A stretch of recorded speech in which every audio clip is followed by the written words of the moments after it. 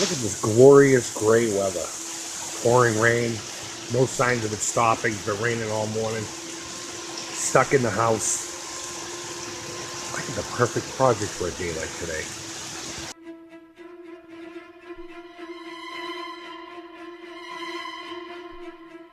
What's up, creepers and geekers? Chris, the Atari Creep. How's everyone doing today? Welcome back to Milieu Macabre.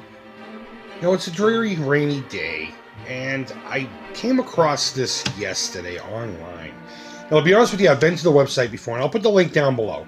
It's a website called Haunted Dimensions, and they have a bunch of paper model kits, I guess you would call it, available for free download.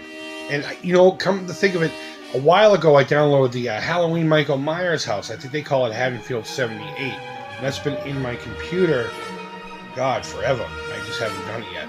But a buddy of mine said they had a Haunted Mansion one. I went and looked at it, and I did put that one into my folder. But I saw this one, and I've never done a paper model. So the Haunted Mansion one looks pretty intricate, like a little advanced for someone who's never done it before. But I saw the Amityville Horror House one and said, you know what? I think I'm going to give this one a go. It looks fairly straightforward. Most of it's just basically a rectangle box. And there isn't really too many intricate parts. So I thought this would be a great place to start. The print itself is really nice. It looks like it's just going to be a small little guy, you know. These things look like they're going to get complicated, but no big deal. We can figure it out one way or the other. And if this goes well, I'll make this a series, and we'll make a little neighborhood of creepy stuff. They have this. They have 3 versions of the Haunted Mansion along with accessories they can download and build. They also have the base motel, and they have a bunch of other little creepy places that I personally don't give 2 shits about. But we're going to start with the Amityville Horror House, and yeah, that's really all there is to it. I just printed it out on regular paper, and I figure what I'll do is I'll adhere it to some, I'm calling it cardstock, but it's a Cheerios box. I have another one if I need it. Just a little bit of stick glue. This stuff's really good. It's called Sargent. I don't even know where the kids got it. It might be a Michael's product. I don't know. But this stuff's really good. I grabbed a couple of balsa sticks here for some support on the inside because these can be very flimsy, even with the cardstock. And of course, we're going to need a fresh blade on an X-Acto knife. So that's really all there is to it. So what I'm going to do is I'm going to cut these down to as bare minimum as possible. Glue them to the cardboard. Let them set up for a little while with a book or something on it to keep it flat. And then what we'll do is we'll cut it out and slowly assemble.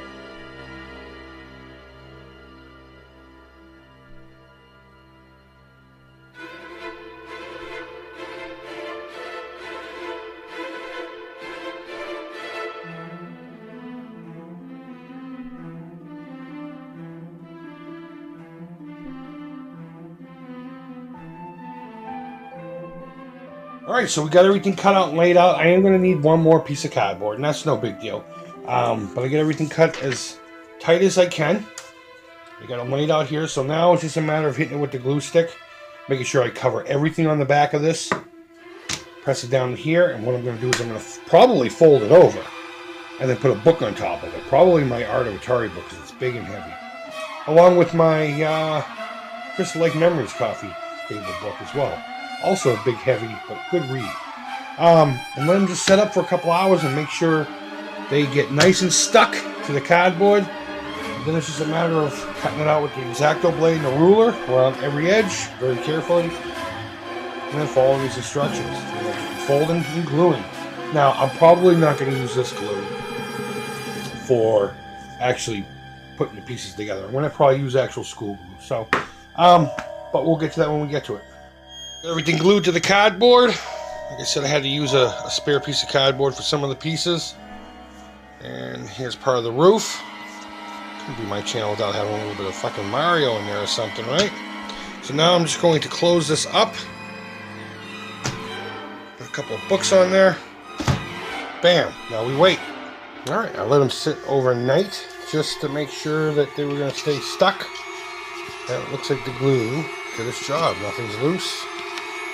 Alright, let's cut these down and then get the X-Acto blade out. The rough cut is done. Now I just have to hit it with the ruler and X-Acto blade to get it precise so I can start putting it together. The one thing I like about this one, this kit, compared to a few others I've seen that I'm kind of dreading getting involved in, is that every single line, no matter how intricate the part is straight. So that's going to make it easier to cut this out and be a little bit more precise. One down, all that to go. I thought this was going to be fucking relaxing. This is stressful as hell. It's not like building a regular model. And I'll tell you this right now, the next time I say I feel like building one of these, somebody shoo me right in the nuts until that feeling goes away. My God. Alright guys, I got everything cut out. You know, I was just joking in the last video. This is pretty tedious. And I got big fat sausage fingers. Hold on, let's see. Can you see the dents and the bruising on my fingers from the X-Acto blade? But this is actually pretty fun. Mad respect to people who do this shit all the time. Yeah, that's all there is to it. So now that everything's cut out, I think my plan of attack is going to be putting this together as you see it here. First, what I need to do is score everything that needs bending. Like all these lines here. These tabs, I believe, stay the same way. I'm going to leave them alone. But there's a bunch of these little tabby things that need to bend. So what I'm going to do is I'm going to score them with the back of the X-Acto blade, just very carefully, and then fold it backwards on my ruler here. There's a bevel to this, so it'll work out perfectly, actually. And that way it's ready to be folded together. I'm going to probably use tacky glue to get these joints together and leave it flat. And while that's drying out, build these little guys here and just figure out in which way I'm going to go. I'm probably going to build the box part of the house first, attach all of these little pieces to this guy. Of course, I got to build the porch. Just do it in stages. This is saying to glue it. I think I'm going to put a little bit of glue just to tack it down, but I'm going to staple it from the inside somehow. I don't know. There's really no bottom to this that I can get up into. So we'll figure that out. You know, I really love this tacky glue. This stuff is great. So what I'm doing is I'm just using a brush. I'm putting a little bit on here, a little bit on the opposite side, and just hold it down for like 30 seconds, and it seems to hold. Then after that, I'm just going to put a little weight on it, let it sit for about, I don't know, an hour or two, and then go from there. Yeah, because that's easy to do when you have fat sausage fingers. Alright, so I have the main house attached to itself.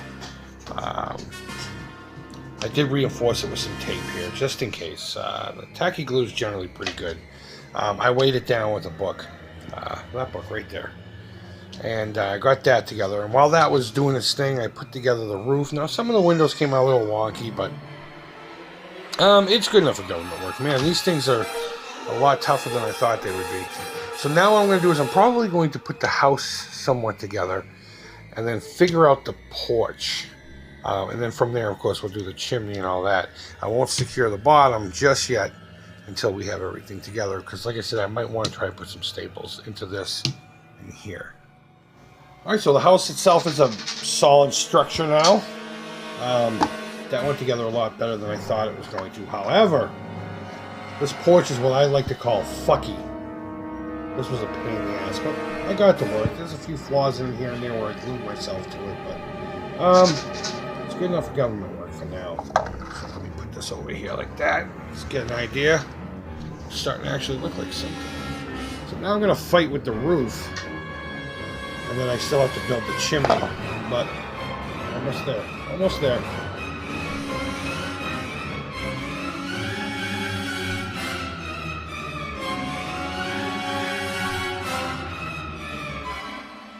So there you have it, guys, the completed model. I gotta say, I had a blast putting this together. Though I made a lot of mistakes that I learned a great deal from, and I will apply all that knowledge to the next one. I do plan on revisiting this one in particular. As you can see, there's some flaws. I dripped some water. But more importantly, I ended up realizing that gluing paper to cardboard made some of the parts too thick to work with, too thick to manipulate properly, like the chimney here, and all 6 of these windows are wonky as hell. So I'm going to revisit this one with the proper paper stock or card stock or whatever it's called, and that one I'll probably make a diorama on. But overall, I'm pleased with the results. I'm happy with this one, and it's going to go on my shelf for the time being. And I do plan on making more. The Haunted Mansion, Michael Myers, and then maybe move on from there. Make a little village out of these guys. So guys, let me know what you think. I had fun I had a lot of fun. I'll put the link down below to where you too can print these up. They're absolutely free. They've been up there for a while apparently, so guys, go ahead and leave feedback. Thumbs up, thumbs down. All feedback is positive. Happy Independence Day, everyone. I hope you're going to be out celebrating this weekend. You're being safe, because remember, accidents never take holidays. So until next time, take care, keep it real. Thanks as always for watching, and bye-bye.